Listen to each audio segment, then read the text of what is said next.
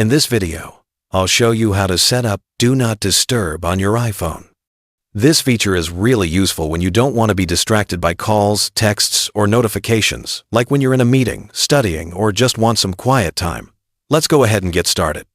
The first thing you'll need to do is swipe down from the top right corner of your screen. That will open up the control center on your iPhone. If you're using an older iPhone with a home button, you may need to swipe up from the bottom instead, but on most newer models, it's going to be from the top right.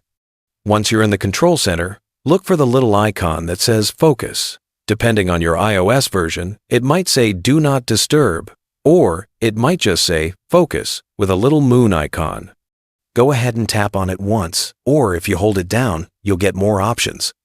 When you open it up, you'll see several choices. At the top, there's Do Not Disturb, which is the standard mode. When you turn this on, your iPhone will silence calls, alerts, and notifications while your phone is locked. You'll still get the notifications in the background, but your phone won't ring or buzz, which is really handy.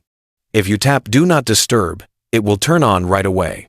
You'll notice the little moon icon appear in your status bar, which means it's active. When you're done setting it up, you can always toggle it on or off quickly from the control center with just a swipe and a tap.